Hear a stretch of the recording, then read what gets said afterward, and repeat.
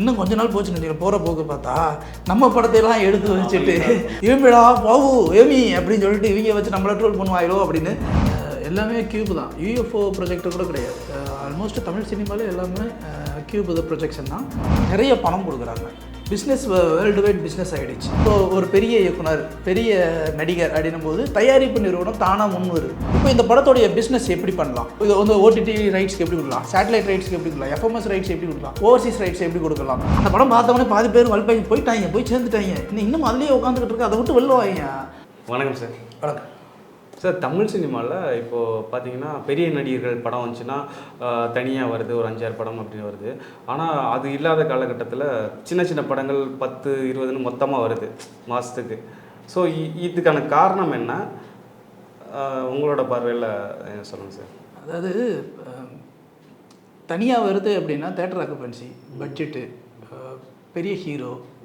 So உங்களுக்கு business போட்ட லாபத்தை மொத்தமாக அள்ளிட்டு போயிடலாம்.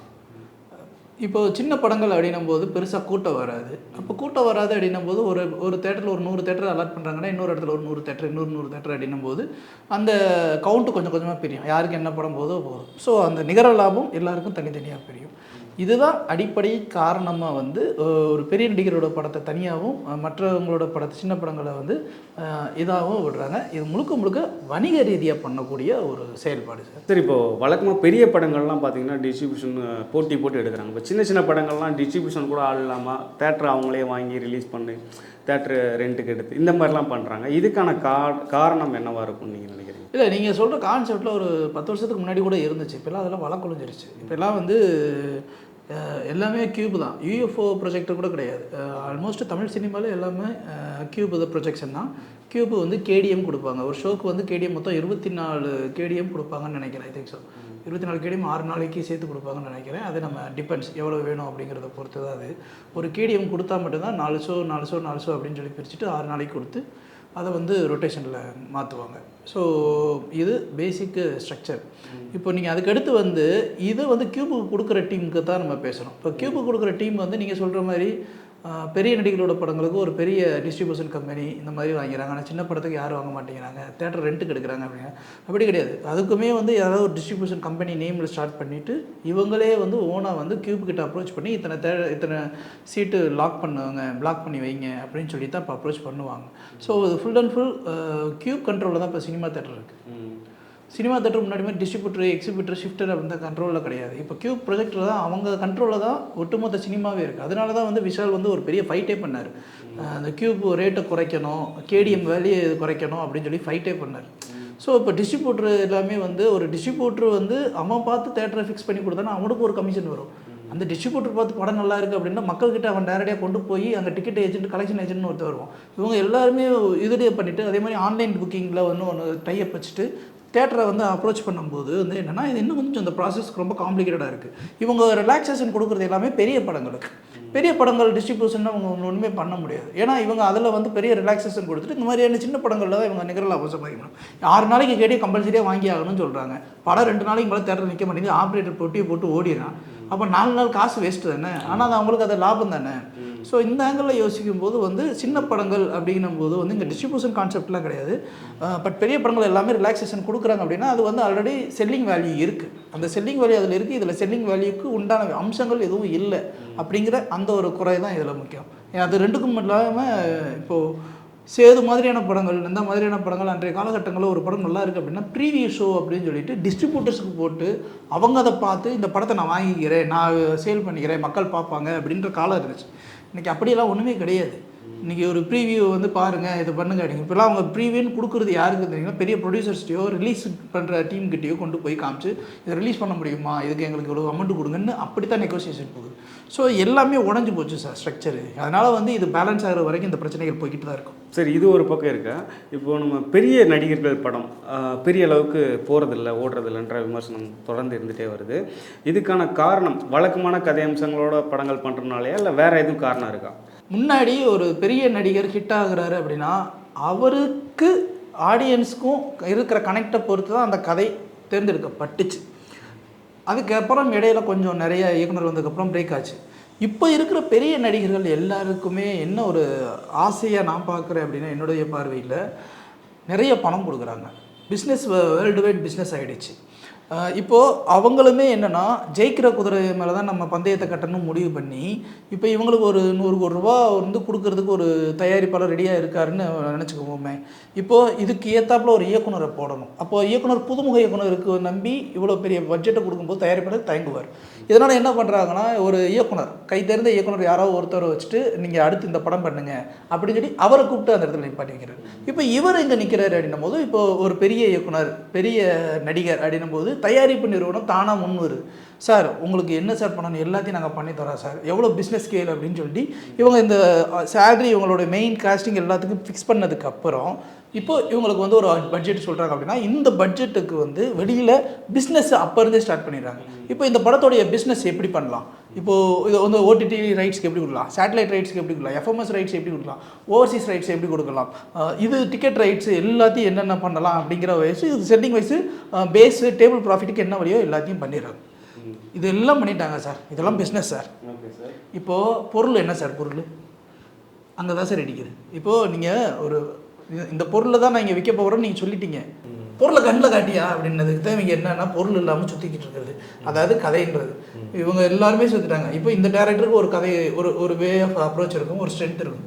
இந்த ஹீரோவுக்கு மக்கள்கிட்ட ஒரு ஸ்ட்ரென்த் இருக்கும். இவங்க 2 பேரும் சேரும்போது இவர் பண்ணுற விஷயத்தையும் காம்ப்ரமைஸ் பண்ணி ஒரு கதை ரெடி பண்ணி ஆகணும், இந்த டேரக்டரோட ஸ்ட்ரென்த்தையும் காம்ப்ரமைஸ் பண்ணி ஒரு படம் பண்ணி ஆகணும். ஆக மொத்தம் இதில் இந்த 2 பேரோட படமாகவும் இல்லாமல் அது என்ன படமாக இருக்குன்னு அதுக்கும் தெரியாமல் நமக்கும் தெரியாமல் கன்ஃபியூஸ் ஆகி கடைசியில் அது தோல்வியில் போய் முடிகிறதா சார் நிதர்சனமான உண்மை. அப்போது இங்கே கதைக்கு வந்து பஞ்சம் இருக்கான்னு கேட்டால் இங்கே கதை நல்ல கதையை வந்து எடுத்து பண்ணுறதுக்கு பெரிய நடிகர்களுக்கு இன்னும் மனமும் வந்து வர அளவுக்கு எண்ணம் இல்லை அப்படிங்கிறதா உண்மை. நல்ல கதை இருந்தாலும் அதை வந்து இப்போது பெரிய இயக்குனர்கள் சின்ன நடிகர்களை வச்சு அது பண்ணுவோம்னு நினைக்கிறதும் இங்கே இல்லை. இதுதான் இப்போது இந்த தமிழ் சினிமா ஒரு பேரடிவை நோக்கி போகிறதுக்கு காரணம் சார். சரி, இப்போது இது இல்லாமல் ஒரு காலகட்டத்தில் தமிழ் சினிமாவை பார்த்து இந்த மாதிரி படங்கள் எடுக்கணும் மற்ற இண்டஸ்ட்ரி மலையாள இண்டஸ்ட்ரி, கன்னட இண்டஸ்ட்ரி, தெலுங்கு இண்டஸ்ட்ரிலாம் தமிழ் சினிமாவை பார்த்து அது மாதிரியான படங்களை எடுத்துகிட்டு இருந்தாங்க. ஆனால் இப்போது தமிழ் சினிமா வந்துட்டு அந்த சினிமா வளர்ந்து நிற்கிது. மலையாளம் சினிமா ஆகட்டும், தெலுங்கு, கன்னடா இண்டஸ்ட்ரி அவங்களோட படங்களாகட்டும் பேன் இந்தியா மூலியாக பெரிய அளவில் சக்ஸஸ் கொடுக்குது. பட் தமிழ் சினிமா இப்போது பின்னடைஞ்சிட்டு போயிட்டுருக்கு அப்படின்றது கண்கூட தெரியுது. இதுக்கான காரணம் என்னன்னு நினைக்கிறீங்க? அதான் சார், இந்த ஊருக்குள்ளே பார்த்தீங்கன்னு வச்சுங்களேன், நிறைய படிச்சிருப்பான். அவன் படித்த படிப்பு இந்த உலகத்துலேயே எதுவுமே இருக்காது. அம்பிட்டு படிச்சிருப்பான். எங்கே போய் இன்னும் ரூல்ஸ் பேசுவான், ரெகுலேஷன் பேசுவான், வியாக்கியானம் பேசுவான், அதுவும் பேசுவான். ஆனால் வீட்டுக்கு வரும்போது பாக்கெட்டில் 10 ரூபா காசு இருக்குன்னா இருக்காது. ஏன் தெரியுமா? எல்லா இடத்துலையும் ரூல்ஸ் பேசி அது தெரியும் இது தெரியும்னு பேசி அவன்கிட்ட 10 பைசா இருக்காது. அதே வீட்டில் இன்னொருத்தர் இருப்பான், அது ஒரு மலுமட்டை, அவனுக்கு ஒன்றுமே தெரியாது. ஆனால் அவனுக்கு என்ன தெரியுங்கன்னா அவனுக்கு வந்து எங்கேயாவது போய் செவத்தில் போய் ஆணி அடிக்கிறது தெரியும், ஆணியை பிடுங்க தெரியும். இப்போ அவனுக்கு ஒரு 2 வேலை தான், ஒன்று ஆணி அடிக்கணும், இல்லை ஆணியை பிடுங்கணும். ஸோ அவன் எதை பிடுங்குறானோ எதை மாட்டுறானோ அது வந்து அவன் தெளிவாக பண்ணுவான். இப்போ அவன் எது பண்ணும்போது அவனுக்கு ஒரு காசுன்னு ஒன்று வரும். இவன் வீட்டுக்கு வரும்போது என்ன ஆகும், இவன் கொண்டு போய் அங்கே போய் ஒரு 50 ரூபா கொடுப்பான். இவன் 1 ரூபா கூட காசு இல்லாமல் இருக்கும், இவன் ஒரு 50 ரூபா கொடுப்பான். ரெண்டுக்கும் வித்தியாசம் இருக்கு இல்லையா? இப்போ இவன் இந்த 50 ரூபா கொடுக்குறவன் அந்த ஆணிக்கு ஒரு மெஷின் வாங்குவான், அதிலிருந்து டெவலப் பண்ணி அவன் அடுத்து போயிடுவான். இவன் காலம்பூரா வியாக்கியானம் பண்ணி பேசி பேசி பேசி கடைசியில் இந்த ஆளுக்கு ஒரு வேலை இல்லை, எப்போ திருப்பி தான் பேசிக்கிட்டே தான் இருப்பாப்புல, வந்தம்மா வேலையை பார்த்தோமா போனோமா அப்படின்னு சொல்லிட்டு போய்கிட்டு இருப்பான். இது என்ன காரணம் தெரியுங்களா? நம்ம எல்லாம் தெரியும்னு நினச்சிட்டு இங்கே உட்காந்தது தான் ஒரு பெரிய தவறு. சுற்றி இருக்கிறவங்க எல்லோரும் வந்து நம்ம இன்னும் கற்றுக்கிறணும், அடுத்து போகணும் அப்படின்னு நினைக்கும் போது அவன் ஒன்று ஒன்றா வந்து கற்றுக்கிட்டு போகும்போது அவன் இப்போ நம்மளை டம்மி அதிக்க உட்கார வச்சுட்டு அவன் வந்து அடுத்தடுத்த லெவல் போய்கிட்டே தான் இருக்கான். நம்ம இன்னமும் வந்து நான் அந்த படம் எடுத்தேன் தெரியுமா, நான் இந்த படம் எடுத்தேன் தெரியுமா, நான் அப்படி எடுத்தேன் தெரியுமா, நான் இப்படி எடுத்தேன் தெரியுமா, அதான் எடுத்தியா, எடுத்து முடிஞ்சு போச்சு. அந்த படம் பார்த்தவொடனே பாதி பேர் போயிட்டாங்க, போய் சேர்ந்துட்டாங்க, இன்னும் அதுலேயே உட்காந்துக்கிட்டு இருக்கு, அதை விட்டு வெளில வாங்க அப்படின்னு சொல்லிட்டு நம்ம கேட்குற நிலைமையில தான் இன்றைக்கி இருக்குது. இப்போ இதனால் என்ன ஆகுனா, இப்போ 2K கிட்ஸுக்குலாம் வந்து இது புரியாதுன்னா புரிஞ்ச மாதிரி படத்தை எடுத்துகிட்டு போங்களேன், ஏன்னா பிரச்சனை ஒன்றும் இல்லையே, கிரிஞ்சாக இருங்க, மாற்றி எடுங்களேன். ஏன் சினிமாங்கிறது வந்து நீ எடுக்கிற காலத்தில் அந்த தியாகராஜ பாகர் படத்தை நீ எடுத்தியா? இல்லை புதுமையை கொண்டு அன்னைக்கு வந்து அதை இருந்து மாறி எடுத்துல. இப்போ இன்னைக்கு இந்த ஜென்ரேஷன் பார்த்து இதுக்கு ஏற்ற அடாப்ட் பண்ணி எடு, அதுதானே உண்மை. அது இங்கே யாரும் பண்ணுறதில்ல. அப்போ பண்ணுறதில்ல அப்படின்னும் போது சுற்றி இருக்கிற வந்து வேடிக்கை தான் பார்ப்பான். வேடிக்கை பார்த்து கல்லெடுத்து ஏதாச்சும் நீ பாட்டுக்கு அப்படியே ஊரில் பேசிக்கிட்டே இரு, நாங்கள் அப்படி பண்ணோம் இப்படி பண்ணோன்னு பெருமை பீத்திக்கிட்டே திரி குருவம்மா கதை கணக்கா நாங்கள் வாட்டு படம் பண்ணிட்டு போய்கிட்டே இருப்போம். ஏன்னா அவன் அடிச்சு தூக்கிட்டு போய்கிட்டே இருக்காங்க, அவ்வளோதான். இது வந்து பார்த்து என்னென்னா அடுத்த ஒரு வேதனையான ஒரு விஷயம்னா, முன்னாடியெல்லாம் வந்து பார்த்திங்கன்னா அந்த யூடியூப்லேயோ இன்ஸ்டாலேயோ ட்ரோல் வீடியோவில் ஒன்று வரும், யார் பார்த்தா வேலைடா இது அப்படின்னு சொல்லிட்டு நம்ம வாட்ஸ்அப் படத்தை வந்து எவனா ஒருத்தன் அதர் லாங்குவேஜில் ஒருத்தன் பண்ணி தானே ஏன்டா எங்கள் தலைவரை இப்படி இது பண்ணுறீங்க அப்படி பண்ணி நிறைய ட்ரோல் வீடியோலாம் உள்ள ஒரு இந்த படத்தை இப்படி இது பண்ணிட்டீங்களடா, இந்த படத்தை அப்படி பண்ணிட்டீங்களடா அப்படின்னு. இன்னும் கொஞ்ச நாள் போச்சுன்னு வச்சுக்கோங்க, போகிற போக்கு பார்த்தா நம்ம படத்தையெல்லாம் எடுத்து வச்சுட்டு அவங்க வச்சு அவங்க லாங்குவேஜில் ஏமிடா பாவு ஏமி அப்படின்னு சொல்லிட்டு இவங்க வச்சு நம்மளை ட்ரோல் பண்ணுவாயிரோ அப்படின்னு அந்தளவுக்கு பயமாக இருக்குது. அந்தளவுக்கு சினிமாவில் தமிழ் சினிமாவுடைய ரசனையை யாரும் புரிஞ்சுக்க முடியாத மாதிரியான கதை அம்சங்கள் தான் வர ஆரம்பிச்சிருச்சோன்னு பயம் இருக்குது. சரி, இப்போ இது மட்டும் இல்லாமல் இப்போ டேரக்டர்ஸ், பெரிய பெரிய டேரக்டர்ஸ்னு நம்ம வியந்து பார்க்குற ஒரு மக்கள் மத்தியில் பிரபலமான டேரக்டர்ஸ், அவங்களோட படங்கள் கூட ஒரு நம்ம பெருசாக ஒரு எதிர்பார்ப்போட போய் பார்ப்போம். அஸ்யூஷலாக இருக்கும். அதாவது பழைய கதையை அரைச்சமாகவே அரைக்கிற மாதிரியே பழைய கதையை எடுத்து அதே ஃபார்மெட்டில் ஒரு நரபலி கான்செப்ட் இந்த மாதிரி பழைய கதையை தான் வச்சுருப்பாங்க. அதை புதுசுன்னு சொல்லி புகுத்துறாங்க. ஸோ இது வந்து தமிழ் சினிமாவுக்கு பின்னடைவா இல்லை எதனால் அந்த மாதிரி பழைய கதையே எடுக்கிறாங்க? இப்போது பழைய கதை அப்படின்றதுலாம் கிடையாது சார். ஆதி காலத்தில் நம்ம ஆளுகளே பழைய கதையை தான் கொஞ்சம் பட்டி டிங்கிரி பண்ணி தான் எடுத்துக்கிட்டு இருக்காங்க. நம்ம அதுக்குள்ளே போக வேண்டாம். அது என்ன படம், தில்லானா மோகனாம்பால் படம் தான் கரகாட்டக்காரன் படம். அதுக்காக வந்து ஆனால் அது இது தெரியலை. அது தில்லானா மோகன் அது சினிமா தெரிஞ்சவங்களுக்கு தெரியும், நார்மல் பீப்புள்ஸ் அவ்வளோதான். இப்போ புரியுதா? சினிமா தெரிஞ்சவங்களுக்கு அது தெரியும், மற்றவங்களுக்கு தெரியாது. இன்றைக்கி இருக்கிற கிட்ஸுக்கு வந்து அன்னைக்கு நடந்த படம் என்னங்கிறது தெரியாது.